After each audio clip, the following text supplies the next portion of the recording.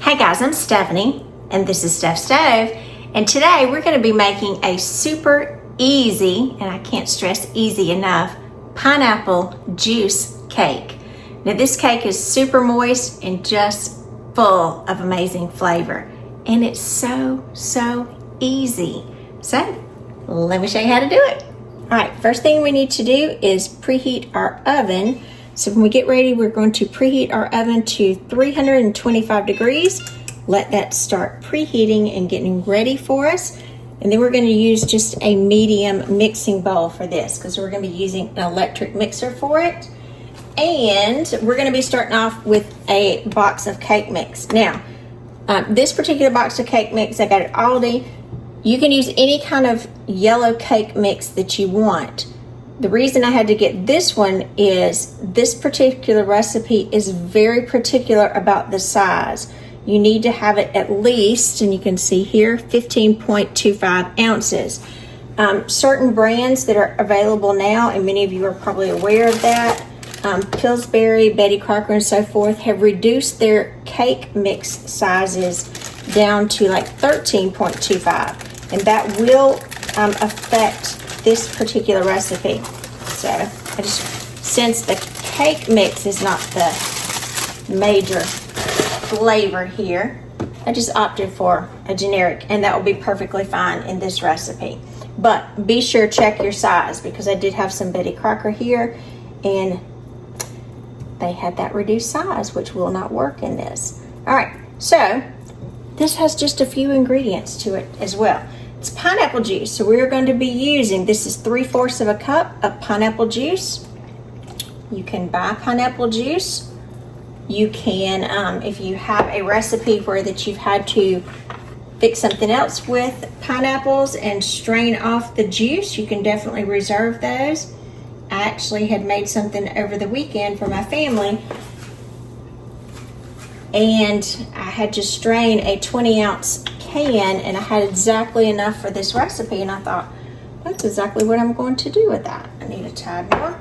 We're also going to use 3/4 of a cup of vegetable oil.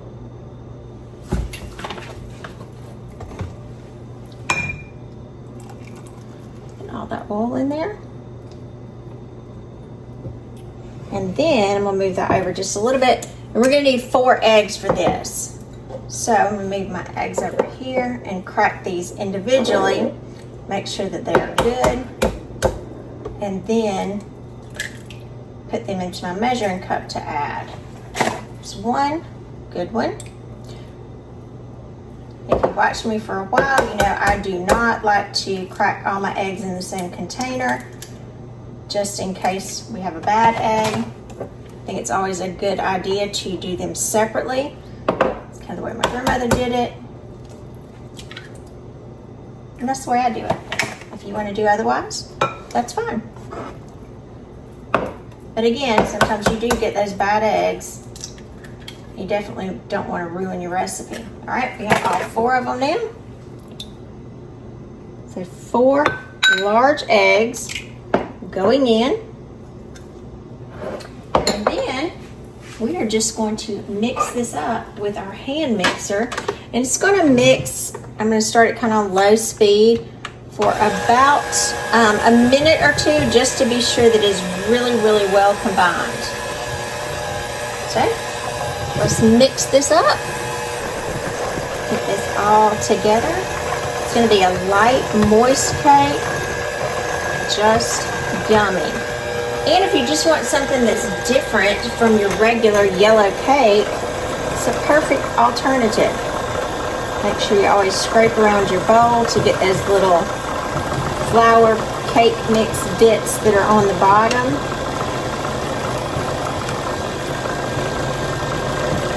So we're all well incorporated. Look at that pretty batter.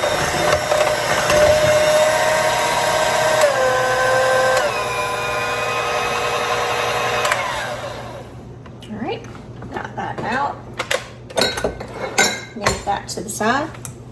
Look how pretty that is. Just as pretty as it can be. So let me move this to the side, and we're going to get our pan ready. All right, we're going to be baking this in a bundt pan. So I'm going to go ahead and use my Cake Goop to grease the pan really well. If you do not have the Cake Goop Pan release recipe, you can definitely find it on my channel. I'll try to put a link in the description. It's a great homemade pan release. You can always grease in flour a traditional way, but be sure when you're doing a bundt pan that you get all of these crevices. Oh, perfect timing. Nicely greased, because we want the cake to release clean when we go to take it out. Coat all of those corners and sides. Really close around the edges here. All right, and if you're not familiar with the Cake Goop, like I said, this does have flour in it, so you will get that nice clean release. Get my spatula here, and now we're going to take our beautiful batter and pour it all in our pan. Look at that. Such a pretty batter.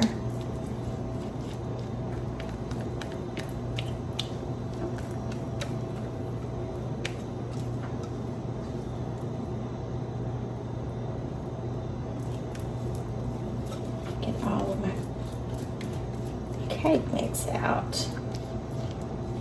Get all of that out.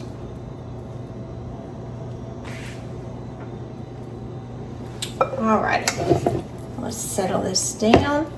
Make sure it's nice and evenly distributed. Beautiful. All right, now it's time to pop it in the oven. Alrighty.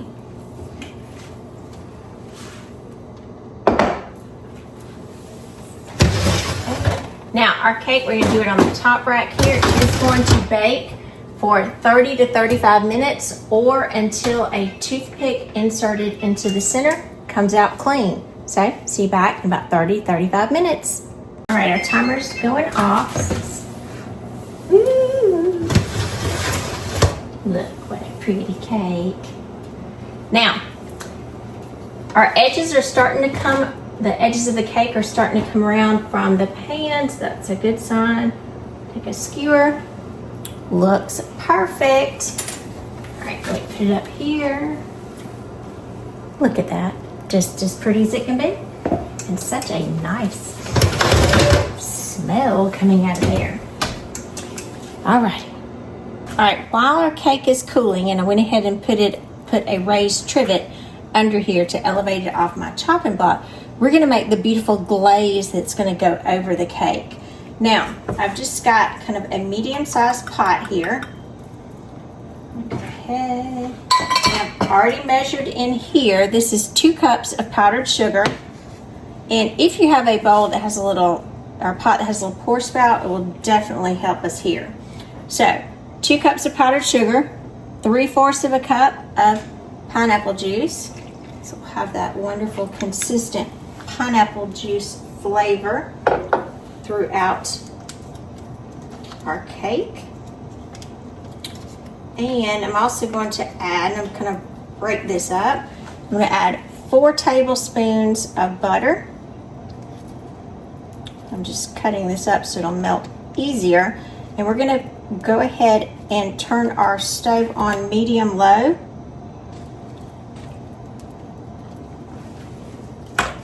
And whisk this together until our butter melts and this comes together nicely. So let me get you a little closer so you can see what this looks like. And again, we're just doing this while our cake is cooling slightly. But we just want the butter to be melted, and you see that powdered sugar soaks into that pineapple juice really quickly. The butter will give it a wonderful, good flavor. A little extra richness. All right, so I'm going to keep whisking this around on medium-low until our butter is completely melted. Then I will be right back. All right, our butter has melted nicely into our glaze. It's a pretty color at this point. Everything has come together, so I'm going to turn the heat off. And we're going to move over here to our cake really quickly. All right, now I just moved you over so you could see just a little bit better. Our cake is still very, very hot. You can see it starting to release and pull apart from the sides even more. So we're gonna take our same skewer that we tested our cake with, and I'm just gonna go around and put lots of holes in our cake. And I'm kind of going in a forward and a backward motion all the way around. Pot holder, this is still warm. On the outside. And you want to poke lots of holes. Center, all around to the outside, because we've got to have this wonderful glaze that's got to soak into the cake. See, y'all thought I was gonna put it on top, didn't you? No, we're soaking it in.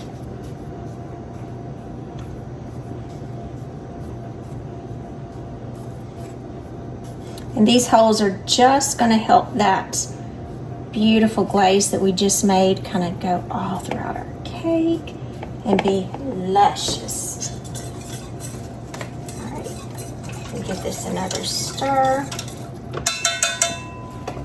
And again, if your container has a little lip on it, it certainly helps at this point. So I'm going to go through carefully.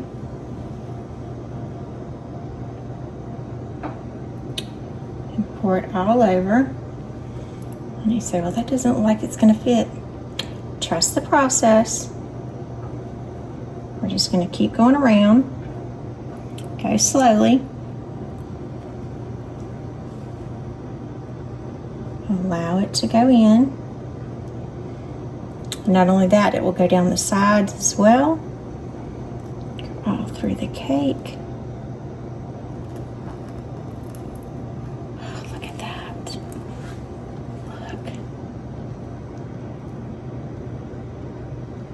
Look at that. So I told you it would fit.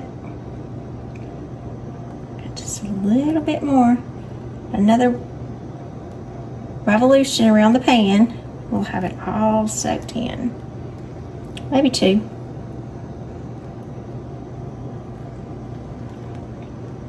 Every last drop. Alrighty, we got it all in there.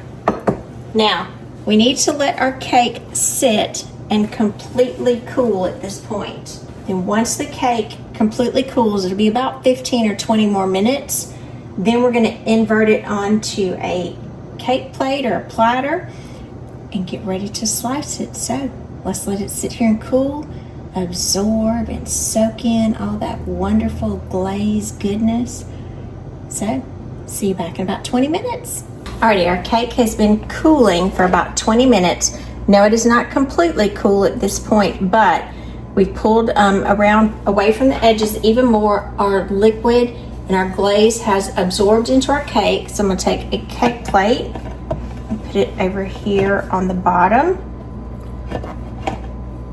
We've got some pot holders. It is a little warm at the bottom. And here we go. Look at that beautiful cake out. Oh, that sound. Did you hear that release? Look at that gorgeous cake. And look, all of our glaze is gone. Just a tad is still in our pan.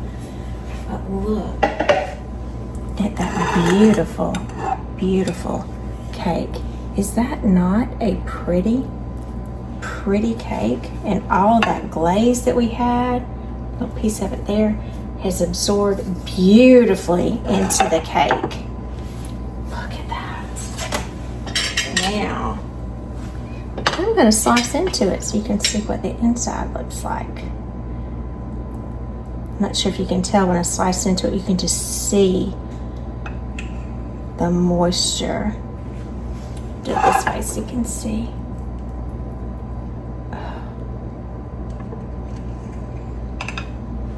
Gorgeous, gorgeous, gorgeous. Let me get this piece out. Look at that beautiful cake. Isn't that beautiful?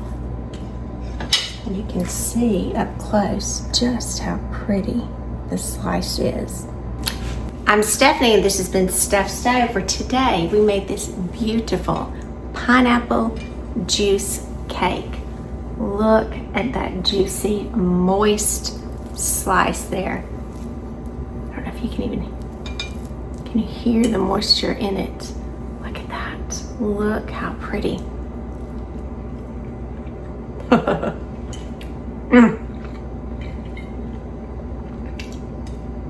That's a treat right there. Super, super, super easy to put together. And the payout, just amazing. You can whip this up really quick. And it's a nice twist on a regular cake, and it's just got that little something. So, so good. So I do hope you try this with your family as well. And remember, give us a thumbs up. Click that subscribe button for more great content like this. Steph Stove, we're making memories one dish at a time. Thanks for watching, guys. Have a wonderful day.